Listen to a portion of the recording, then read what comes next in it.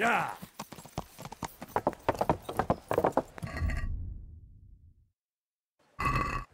Yeah.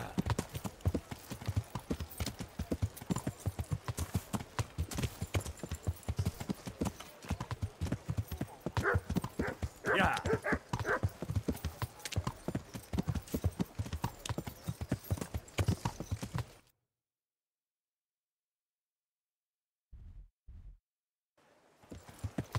Yeah.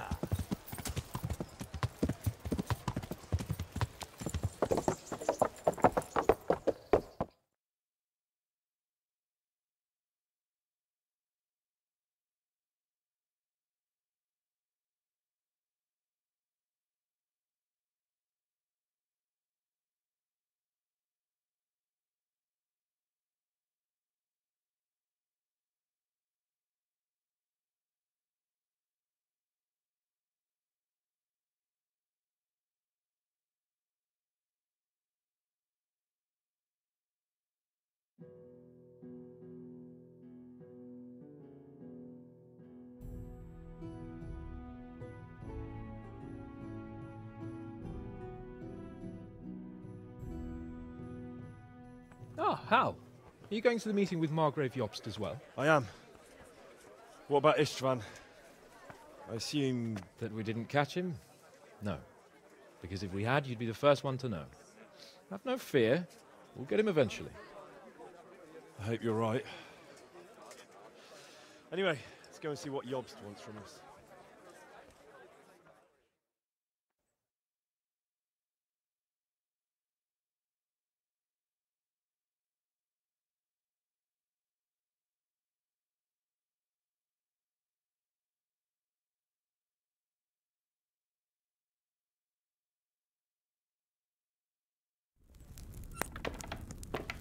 My lords, Christ's blessings on you all.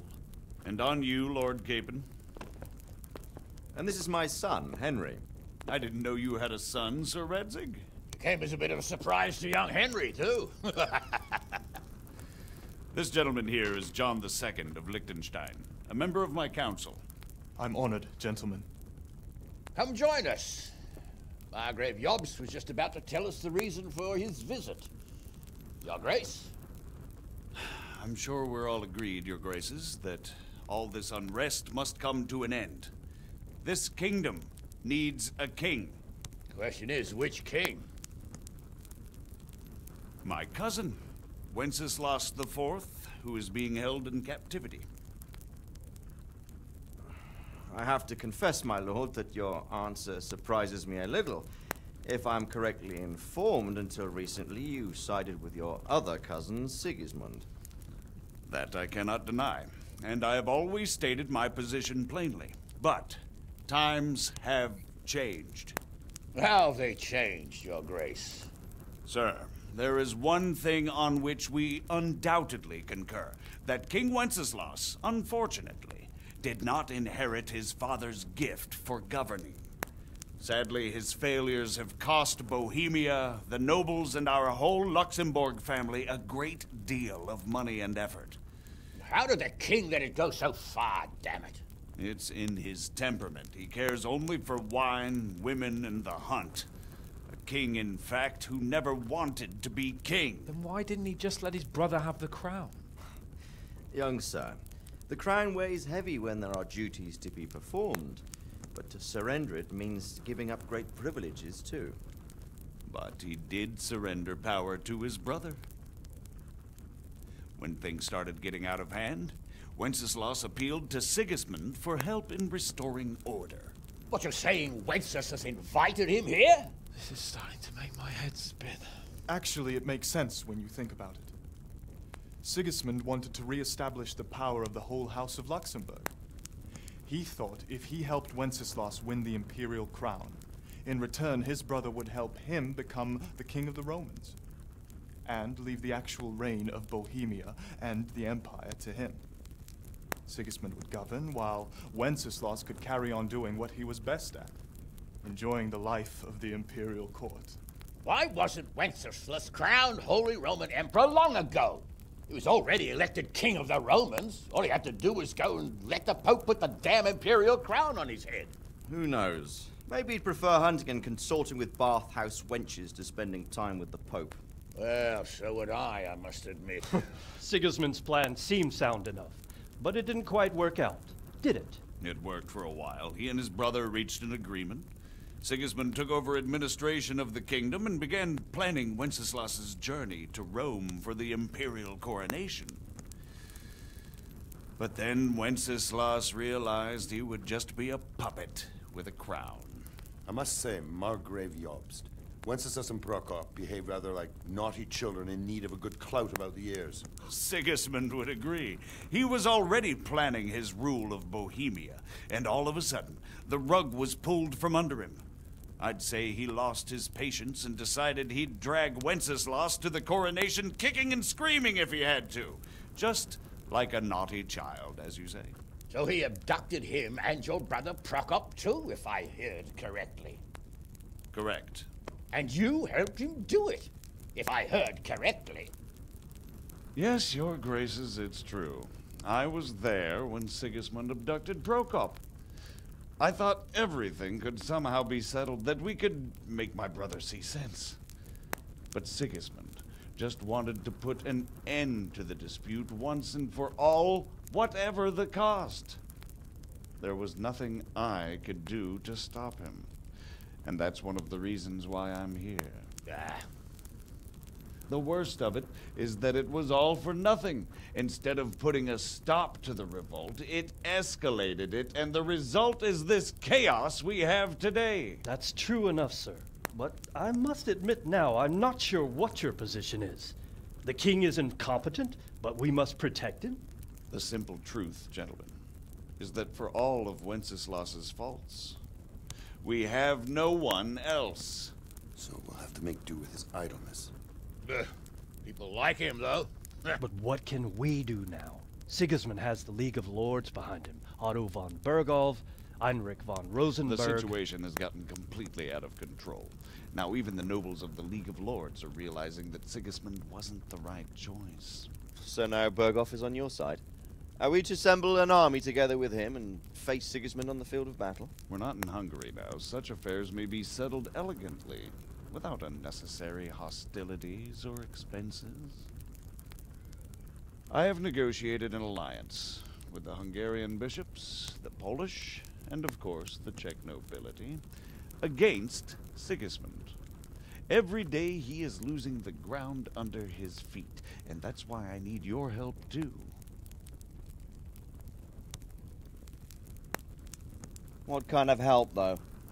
Sigismund has a massive army, and Rosenberg, Berghoff, and Prague are behind him. Do you have an army you could face him with? But that's not what I mean at all.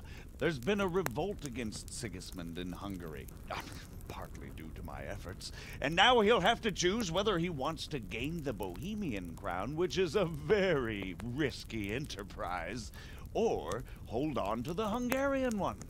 He can't have both. And there's a tough struggle awaiting him in Hungary. I'm not sure he'll win, and Rosenberg and Berghoff know it too. They're not stupid. If the Bohemian nobility stands together, they will turn. We are men of little consequence, Margrave. Radzig here lost everything because of his alliance with Wenceslas. Sir Divish came within a hair of the same fate. Even Rattay is defenseless against Sigismund and the League of Lords. What's more, your grace, King Wenceslas languishes in captivity in Vienna. He can't rule too well from there. And what do you propose? To sit with your arms folded till the Bohemian lands are turned to ashes like scarlets? We have to put a stop to this senseless war! And do you know, sir, what the true position of the League of Lords is? I'm not on the best of terms with them at this moment, so you'll have to ask them yourselves. Yes. Why not? I'll go and visit Berghoff at his castle and we'll see what he tells me. You know, that's not such a bad idea, young sir. True. Though a little risky. I doubt Berghoff would harm a blue-blooded envoy. And you can find out what he has to say about developments and what the League of Lords is planning. Then we'll decide what to do next. I'll help you compose a letter to him. I'd like Henry to come with me. Why not? He's proven himself an able investigator, and he'll also be a good bodyguard if anything should happen. And I'll send Sir John here to Kuttenberg to be my eyes and ears there. I believe both your reports will help us get a better grip on the situation. When can you set out? Just as soon as I've packed my things. Excellent. Margrave Jobst and I will draft a letter. Get ready, and we'll meet back here.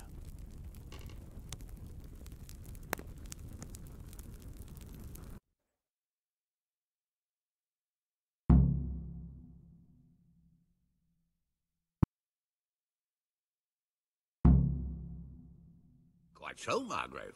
What exactly am I to write? Oh, what isn't really the issue. The question is how. We need to learn where they stand on liberating the... So, it looks like you're off on a mission. Yes. I can't wait. I don't want to dampen your spirits, my boy, but watch out. These are evil times, and who knows what can happen along the way. Not to mention that Bergov is no saint. Don't worry. I know. You've shown you can fend for yourself, but do take care. You'll be traveling as Lord Capon's bodyguard. You'll be there to make sure nothing untoward happens to him. Keep your eyes peeled and your ears wide open. What Bergov tells you is one thing, but what you see may be quite another. Rest assured, Father. And don't get embroiled in anything else. Just hand over the letter, hear out his reply, and return. Yes. Very well. Bergov is at Trotsky Castle. I think you'll find it quite an eye-opener. It's one of the finest castles in the land. It's 3 days' ride from here, so unless you hit a snag along the way, you'll be back soon enough. Any questions? I'm getting a bit lost in the Luxembourg lineage. It all seems a bit too tangled. The Luxembourgs have ruled the Empire and Bohemia for almost 100 years now. Emperor Charles brought this land to prominence. When he was in power, things had never been so good. Wenceslas and Sigismund are his sons, but by different mothers. Jobst and Prokop are their cousins. They were entrusted with governing Moravia. But instead, they've been in a bitter armed feud for years. And now Sigismund's fallen out with Wenceslas. Wenceslas also had another brother, the youngest, John of Görlitz, who was most probably poisoned. They seem like a hot-blooded lot. It's hard to keep up with their affairs, since they tend to change their alliances from one day to the next.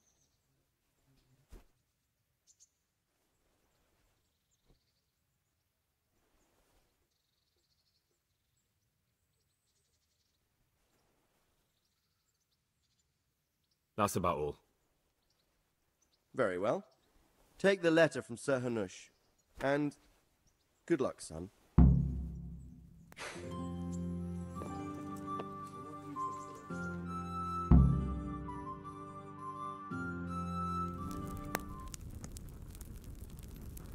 I believe we have written it well, gentlemen. Without a doubt. No one could deduce from this whether we are Sigismund's allies or foes. I must travel back to Brno now, but soon I will go to Brandenburg and I will stop here on the way back. By then, Sir Capon should be back and we can discuss how to proceed. Right. Before you leave, my lord, there is one thing that gives me no rest. Why did Sigismund come as a foe? It makes no sense. If I may, sir, I think I can explain. Oh, please enlighten us, young sir. I live not far from Hungary, where Sigismund reigns. It is a savage country, and the constant war with the Turks has hardened the people. They need a monarch with an iron hand. So when Sigismund felt the wind of revolt, he reacted as he would at home. Only what works on the Hungarian nobles does not work here in Bohemia. Bringing order is one thing, but slaughtering and pillaging with a horde of barbarians quite another. What purpose does that serve? But Sigismund did give the Bohemian nobles a chance to take his side. It was only when they refused his ultimatum that he lost patience and took to the sword. As for the barbarians, he could afford nothing better. The Hungarian nobility would gain nothing from joining his campaign in Bohemia. He didn't have enough coin for a regular army, and so he recruited the Cumans. What he does not pay them, they make up for in plunder. But in the end, he didn't have enough to even satisfy the Cumans. That's why he raided Gutenberg and Skalitz. He wanted the silver. That makes sense. My lords, how's the letter coming along? It's done. Then we can be on our way. Now remember what we said, boy. All you have to do is deliver the letter, listen to the answer, and come back here. Don't provoke Berghoff in any way. Provoke? Me? Never, Uncle. We'll be back in a few days. Farewell, your graces. Come, Henry, my men are waiting. I wish you Godspeed.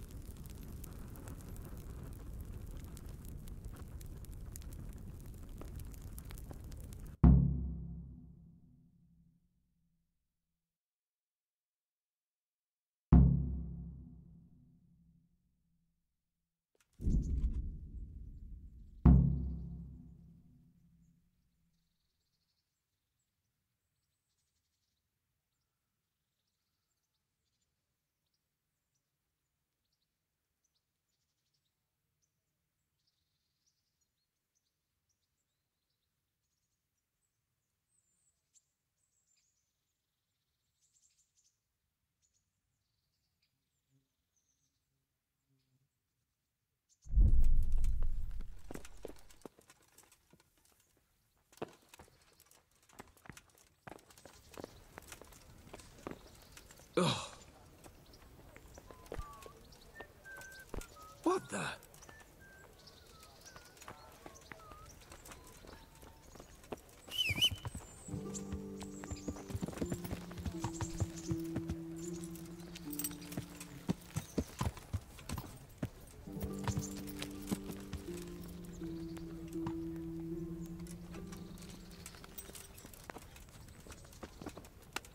So, can we set off? Of course. So, to horse! The Lord of Berghoff is bound.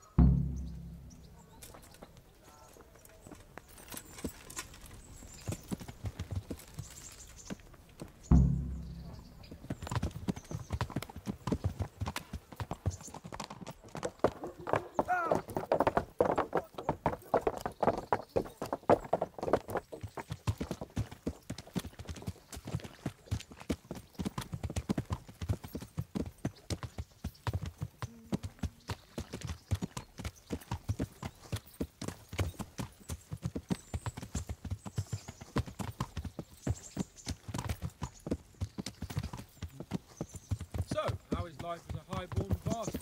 I'm getting used to it. What about Radzig? Has he accounted for not owning up to you the whole time? He explained it. All will be well, I think. Glad to hear it. It's far more acceptable for a nobleman to befriend a noble bastard than a blacksmith's son. Mind you, don't come to blows with a blacksmith, my young lord. Ah! God almighty! What do you think about Sir Jobst and his plan? Well, I admit all the scheming has me a little lost. I thought Sigismund was the devil, Wenceslas a martyr, those on his side the heroes, and those against him the villains. I believed we'd rescue the king and all would be well again, but now it looks a lot more complicated. Yeah, exactly. I didn't expect the noble lords to be as noble as the angels, but I hadn't expected such a sewer. They behave like children. I can't fathom how after all this backstabbing they're somehow still on speaking terms. I don't know either. Beggars belief.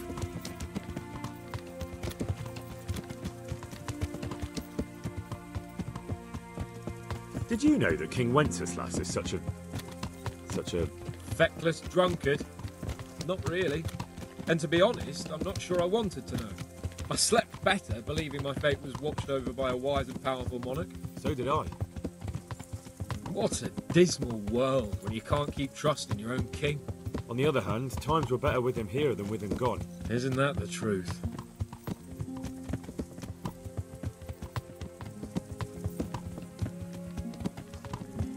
What do you think of Sigismund?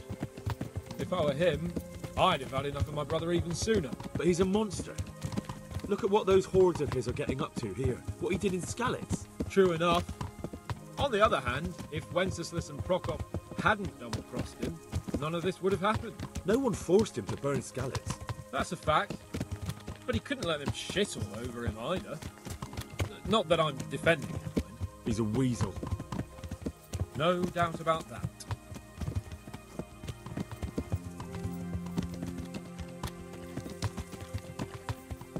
Do you know anything about Prokop? Ha! Sir Hanush could tell you a thing or two about him. Why?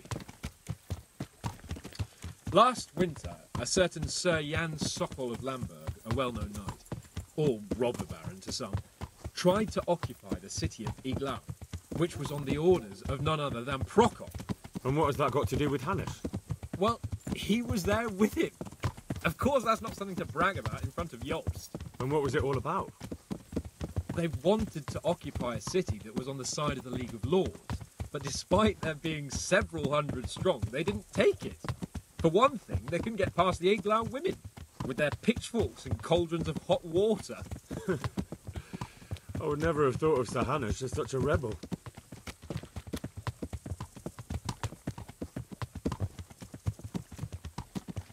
And have you heard anything about Rupert of the Palatinate? A little. He can't manage even to wrest power from a king who doesn't much care for ruling and isn't fighting back. That doesn't seem like a man who has what it takes to rule. And that's all I need to know.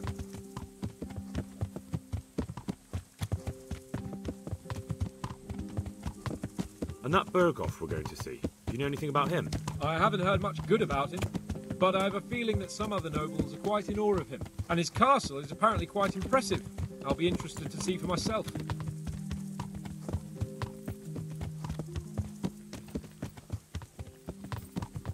And what about the League of Lords?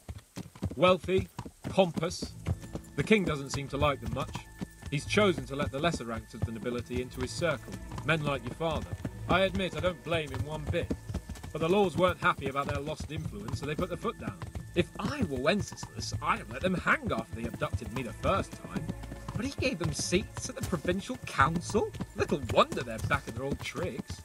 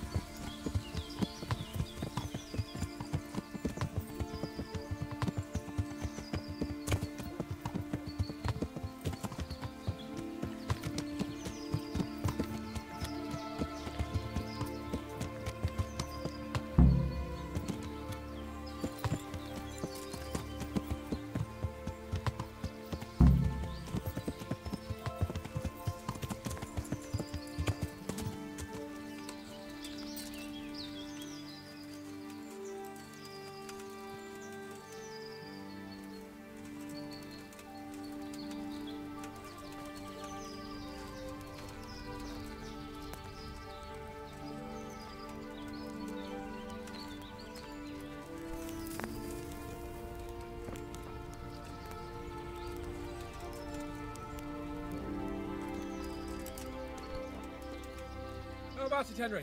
Can we go? Are you ready for this? Of course. At last I'll get to see more of the country and have a bit of an outing. Quite.